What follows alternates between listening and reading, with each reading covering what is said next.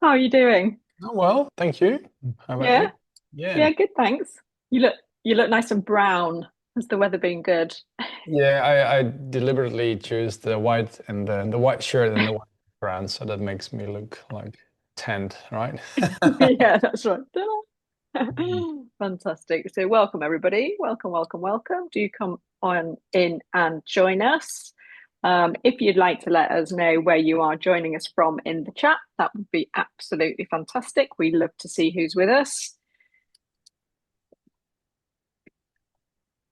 Everywhere from anywhere. Great. Yasmin, welcome from South Wales. Chloe from Holland. Stephanie from Liverpool. I can't pronounce that Dutch name, Bart. I'm so rubbish. Give it a try. Pronunciation. Barbara from Australia. Carolyn from Amsterdam. Taryn from South Wales. Tina from Tina Canberra. Oh, fantastic! Look at that, all over the world. Wow. Absolutely amazing. Wow. Welcome everybody. So we won't hang around. We'll kick straight off. And then we can get stuck in with the content, which is what everybody's come here for. So, good afternoon, good morning, good evening, wherever you are in the world, and a very warm welcome to this webinar about treating FND. My name is Joanna Taylor, and I am co-founder of Le Pub Scientifique, a vibrant online community where clinicians gather to master treating people with all types of pain.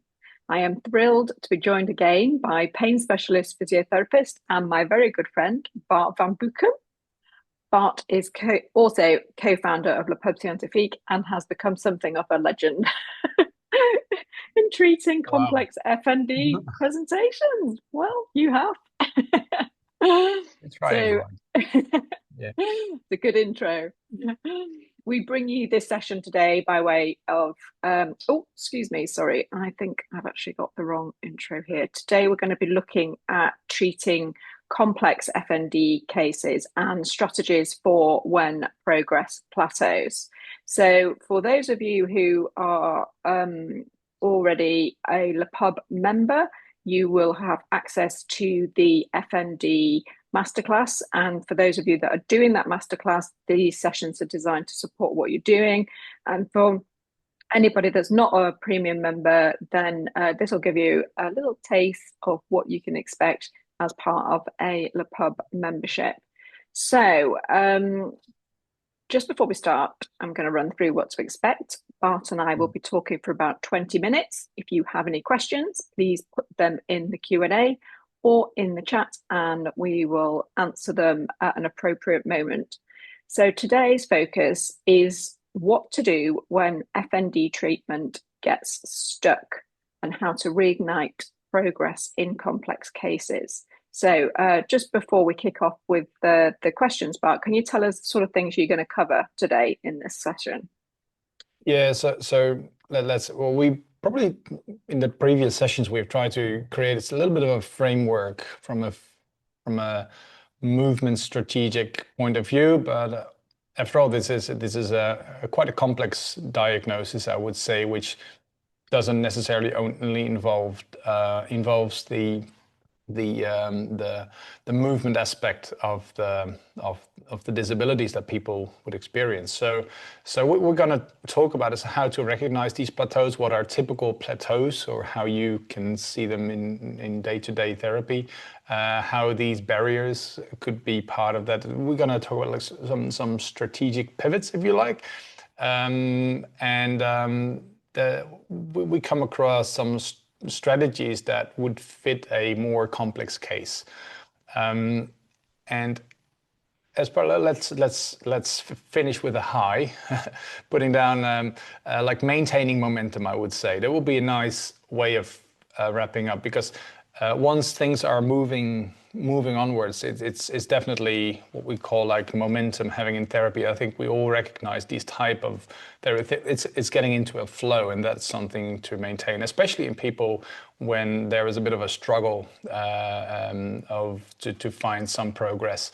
So yeah, let's dive in, I guess, right?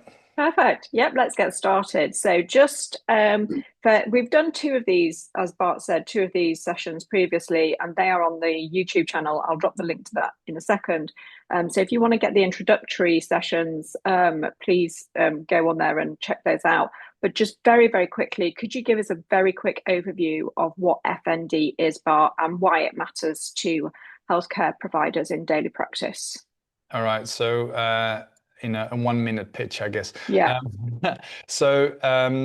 FND was historically it's been very specifically a psychiatric disorder with very specific movement type of disabilities. People could experience loss of their sense or loss of a movement, loss of feeling, like hands and paralysis. But because nobody could ever think of what was happening, it was all in the mind, right? So this is typically one of those diagnoses that fit into the psychiatric. What it was also being seen as something that was made up, or as hysteria would have been like an early diagnosis from the early 1900s.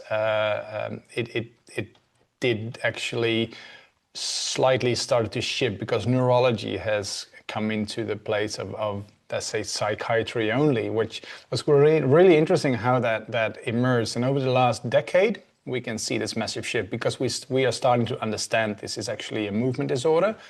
As part with it, it definitely combines with like major psychiatric disorders as well, in about 50% of the cases. But I would say that today motor retraining type of therapy would be instrumental for these people instead of just a psychiatric treatment, which could be instrumental as well. Just don't get me wrong. Which would bring us to the fact that we have to come up with new strategies, and that's what we're talking about, how this shift creates new opportunities for patients and therapists. Amazing. Thank you. That's fantastic. So we've all been there, a patient with FND who made brilliant initial progress, and then suddenly everything grinds to a halt. So what are the telltale signs that treatment has hit a plateau, and why does this happen so commonly with FND? That's a great question because there's a lot of unknowns here. So in the plateau, what does it mean? Is if initial progress is absolutely something that could be something to be quite positive about, I would say. So once progress is being made, I would say it's less worrying than wouldn't be any progress at all, right? So I think we have to plateauing even before the first or the initial opportunity for any progress. That's even more worrying. I would say that's probably more challenging. There could be many reasons for the plateauing even before something is going to work out. So people have even increased symptoms. From a physiotherapy point of view, and especially working alone, I would be very cautious to myself. Instead of trying to maintain the therapy is probably not the thing you need to do. You're probably going to find reasons for why. So there could be heaps of them. Like any other disorder, by the way. So it could be contextual factors that could kick in. It could be fatigue and pain are very common reasons for why therapy doesn't really gets any improvement or to any improvement. But if people have initially had progress, it's might have to do with, like, again, with contextual factors that come and kick in, and probably that it does plateaus because therapy initially gives that boost, is like this momentum, if you like, that you took, but it's that change, that shift actually that has a limited aspect. It could be like a limited result, if you like. So this is what you can expect when you do this, but probably you need to do another layer on it.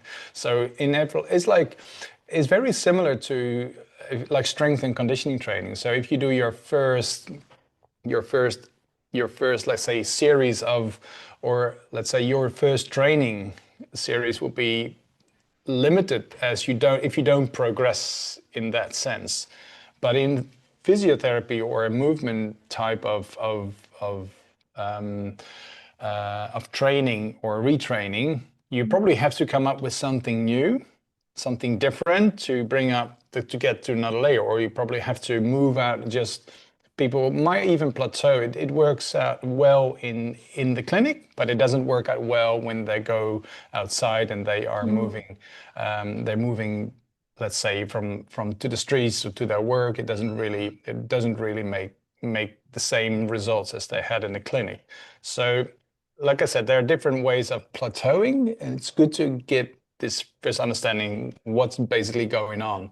Um, and again, if initial progress is not a bad thing, it's actually a great Mm. thing. It gives hope and opportunities. It probably requires some new, let's say not new strategies, but it probably needs like leveling up your expectations, if you like. And some people just need time. It Mm. just takes time, especially when people have been in the situation for a longer time. It's very yeah. I would suggest that probably we shouldn't rush it too much. We have to be very careful and be very patient as well. So when somebody is in front of you in the clinic, what presentation would you be going, okay, I think we're hitting a plateau here. What kind of signs would there be? Um, Yeah, yeah. That's um, probably because you can see it, like observing that's why videoing is very important in this case. So, and I think plateauing from a patient point of view is probably sometimes it's only moving slowly, right? right. But by observing it and perhaps videoing it, like recording it, that gives you that true sense of, does it really plateaus or is it just going slowly? Okay. Or people may experience the same issues, but they only experience them perhaps only, instead of within 10 minutes, it happens within 20. So there is progress, but not necessarily on the intensity, but it's only happening just later. It kicks in. So, and secondly, some people like the context could be, then they say, well, it only works out 1 out of 5 or whatever, and it used to Mm. work 1 out of 2, or even they had a massive improvement in the first week of therapy, and then suddenly somehow the magic disappears. Mm. And the strategy probably needs updating because it's likely that it doesn't have the impact that it should have. So we can talk about this a bit more, because I Sure. think it's the understanding of the therapeutic approach, that it doesn't say like doing it more, but it's very more likely that you have to do different. You have to find impact of let's say a expectation level of the brain. Say, well, this is not enough to make it different, make it different expectation. So we can come across that in a more broadly. So just to come back to your question, I would say you can see it if it plateaus, or Yeah. even when people are getting more trouble with maintaining the exercise load. You can see them having different symptoms. So actually, instead of like the left arm and the tremor expands and it goes to the right arm and maybe the left foot, for example. So you can see Mm. this plateauing is sometimes, I would say, harder to grasp. But like, and people when they actually worsening Mm. within their symptoms, it's probably obvious. So yeah, I guess that we I can are see how the video would be really useful in that, absolutely to be a that's. point to point, to see and actually measure what the And you probably patient was just, able to do. yeah, and you need to register how much people are doing, because Yeah. improvement could also sit in then the amount of energy spent, or the amount of kilometers walked, or Yeah. being able to Yeah. whatever Okay, that's they're great. planning. So how as a clinician, how do you go about identifying what you think may be blocking recovery? So, the contextual factors, how do you actually find what those are? Yeah, so let's assume first that it's not an expectation that is the issue. Like, so we have definitely seen a plateauing or worsening of symptoms. So that would probably, my first guess will be like, let's discuss this. So what's going on? So Yeah. that's a very easy question. What's going on? What do you think that might be a step in the way or a hurdle that needs to be taken, or something that actually you feel like is going to worsen? And many times people say, well, it's too painful. I don't have the energy. It's just the fatigue. It's the sleep quality, for example. So you're gonna check out any changes in lifestyle, but also in habits. And contextual factors also means also considering life events, very stressful life events, Yeah. could be causing, and just again, for any neurological disorder, you can see this is happening. Well, people in Parkinson's disease may have worsening in their tremor as well when they are going through a very, very specific traumatic event, for example. So it doesn't Mm. really say, well, because of that, it's the problem, no, and that's why you should treat it. But sometimes it's just a matter of timing, I would say. Okay. Sometimes I can see people they lose faith, Yeah. so they are starting to being or might be discouraged because of new symptoms, and they may not or may be less confident that the diagnosis is correct. So that could be another thing apart from the contextual factors that people are starting to think, well, I got multiple sclerosis. I'm really pretty sure about this right now. And they may not have, but the worry is probably gonna be pretty Yeah. instrumental in terms of hard to. It will be very hard to beat that. So that's again where the neurologist actually is going to be very important again to reaffirming that the diagnosis is right. And if not, if you have any reason to doubt the diagnosis, that's probably your thing. You probably have to bring it on and bring it Mm. up to the neurologist and discuss whether that needs reconsideration. Sure. Great. That's great. Thank you, Bart. So we're going to talk now about strategic treatment pivots. And once you've identified what you believe to be the barriers, the things that are causing the plateau, how do you decide whether to push on with your current approach or completely change direction? And maybe even through an example would help us to understand that. Yeah, so there's so many contexts that I probably could be a part of this reason for why things are not moving on or progress. So just assuming that, for example, the patient does improve in the clinic, but it doesn't improve from home onwards. So that is not maintaining, it's not generalizable. So one of those things is probably that you have to think about how you could optimize the setting at home. So one of those challenges that people will face is that a that that let's say the people around in their social system may not be as supportive as they can be. So one of those things, like I'm calling it like a co-therapist. So Mm. bringing someone who's important in their life and spending lots of time to see if you can get them on board so they can be supportive, especially when you can see it works out in the clinic, but it doesn't work out from home. Mm. So, and Would you they, bring them in? Would yeah, you yeah, ask your, absolutely. yeah, Yeah, okay, that yeah. will be, I will basically train them to be their therapist to some degree. And they be actively involved in the therapy session. So they can actually, I'm instructing the co-therapist. It could be the partner, or it could be a friend or whatever. They feel like to be the right person. So that could definitely change and maybe even create that barrier, or well, break down the barrier of therapeutic load, and then you can basically increase that massively.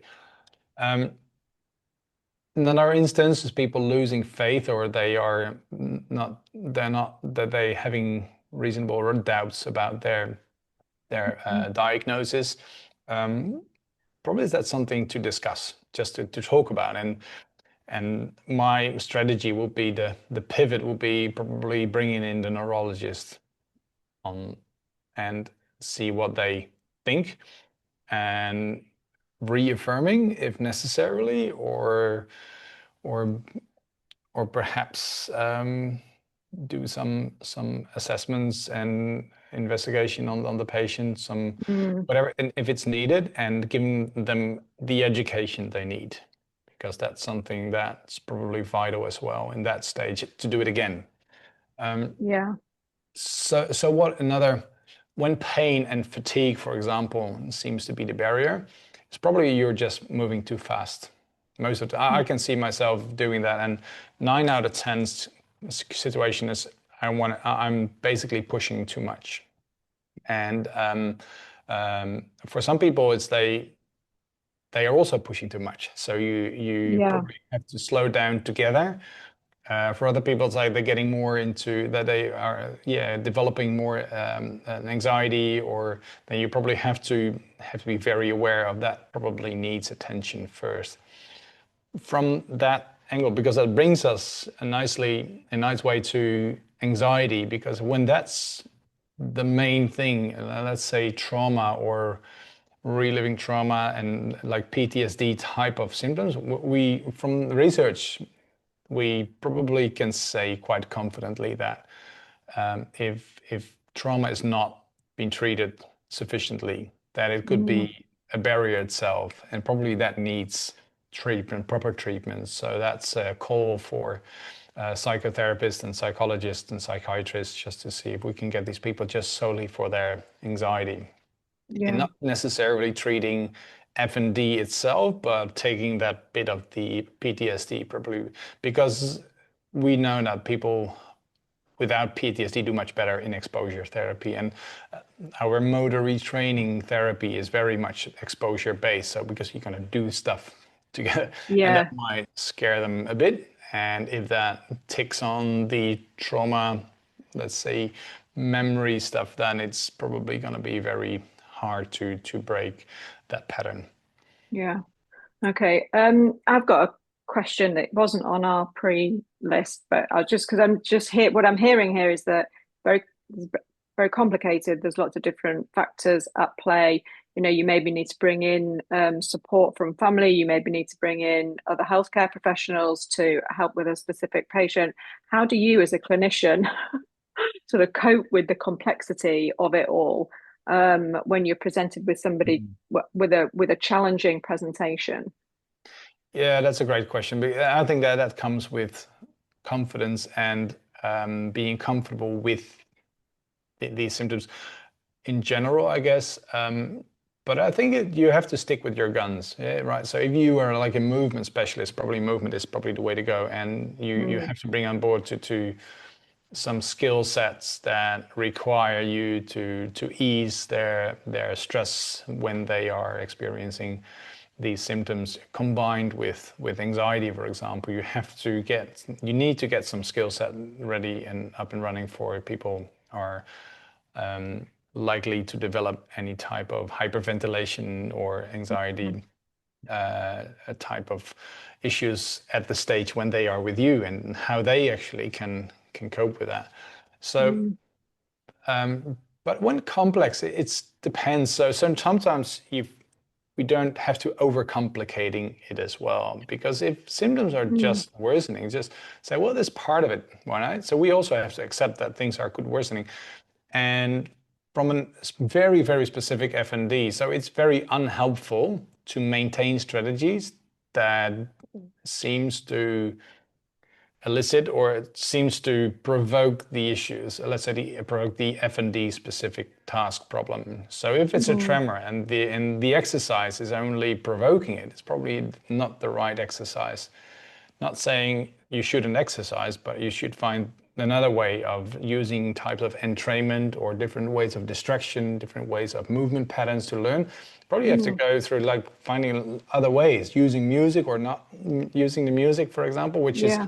gives you that, and I think we said this before. It requires some creativity, and we just have to be. And I just be very frank here on my own experience. You use, like I say, in maybe I could say in 4 out of 10, I think I can find the right tune or balance with the patient from the first session onwards. Yeah, that's good to But know. but in 6 out of 10, it's adjusting and basically Yeah. saying, well, this didn't work. Let's put it, let's change it and let's find another strategy that may work better, because it's not unreasonable to say, well, you need some getting people some understanding of their coping strategies and their habits and how things are working out on them, just not just on that moment in time in the clinic, but also after a while. So Mm. you're getting people to know, and then it's probably let's say, trust on your creativity, probably going to be a good thing to do.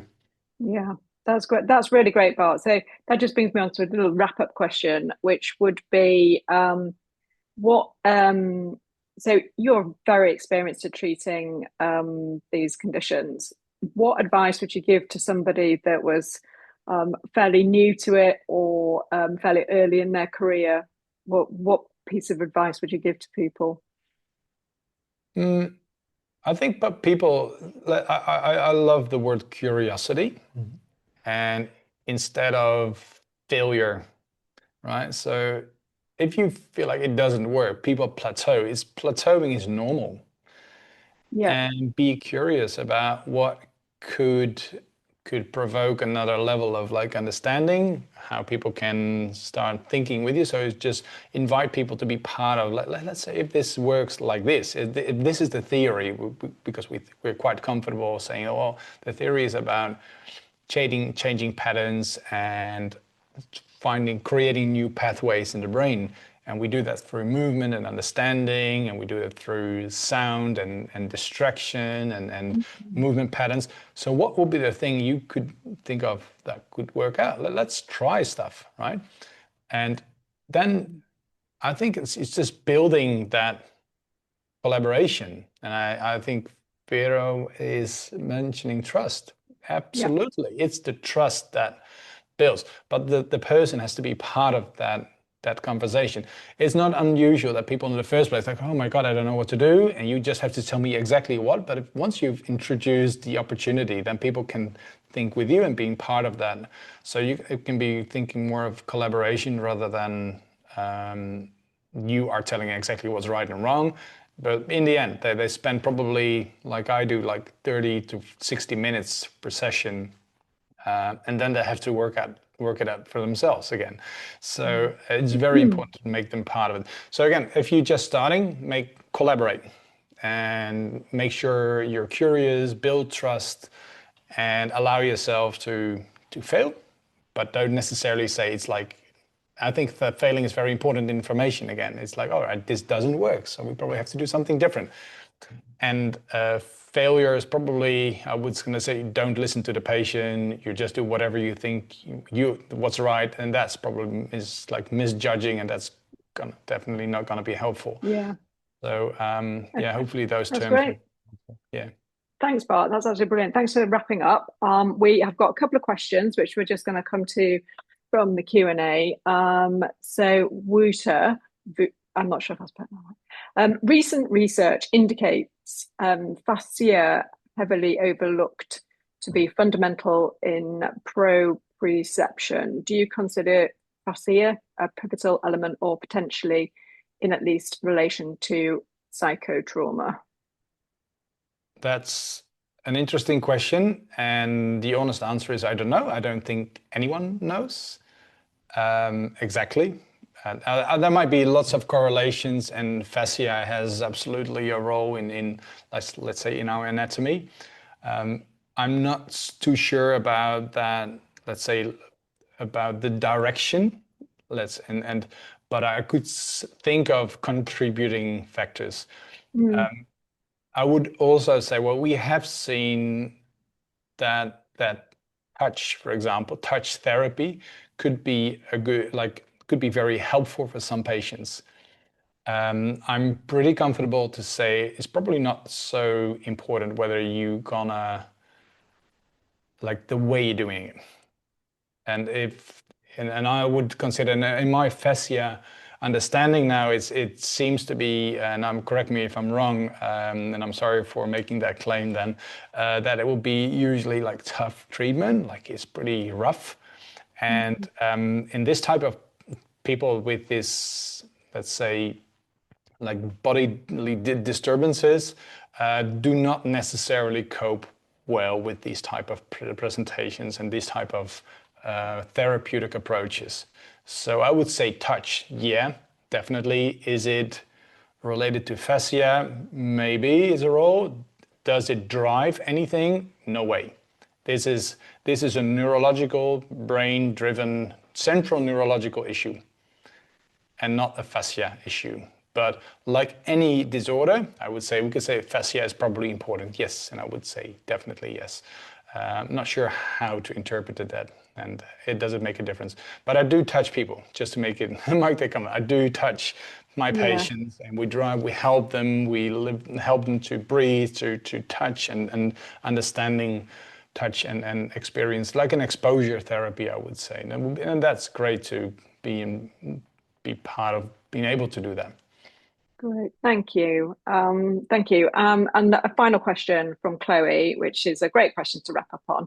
How do you know it's a plateau, and there is still room for improvement versus having reached the maximum in recovery, Oh, since wow. approximately a third of patients don't recover and another third improve but still have symptoms? No, that's a great question. And I don't think there is a good answer to that. I'm probably gonna cover the whole situation for for every patient. So just I think there's a lot of gut feeling. There is Mm, also attempts. Let's say the length of the treatment's probably gonna be helpful for understanding whether this is like a definitive plateau. Is this like everything you got? I do have patients that have had, let's say, treatment for years, and you can basically the treatment is for maintaining the results and keeping them going. For some people, it's even preventing worse. mm, And for some people, like haven't had any treatment in terms of motor retraining or even any kind of physical treatment on the a part of as part of this disorder, and they might even improve after 10 years. So they're definitely not plateauing in the way you can think of the results. There's definitely something in it. But yeah, give it a try, I would say. And if there's any doubt, that there must be some reasonable level of, let's say, give it another month or 2 or 3, or whatever you think is mm. reasonable, especially when you decide or think that the conditions of the treatment context haven't been ideally. So, for example, people don't have been struggling with the symptoms without knowing it's FND, with knowing it's FND, and then basically doing the whole sequence again, it may be worthwhile because people get on board with the understanding and they start to be involved in the therapy themselves. Great. Thanks, Bart. Well, we're going to stop there on the FND content. Thank you very much. Today, we've tackled some of those tricky situations that test anybody's clinical skills. As you've heard today from Bart, he finds these really difficult too sometimes. But if you really want to master this often difficult and misunderstood condition, then our FND Masterclass that is available with the pub membership is absolutely fantastic. It's a complete deep dive with some of the world's leading experts on functional neurological disorder.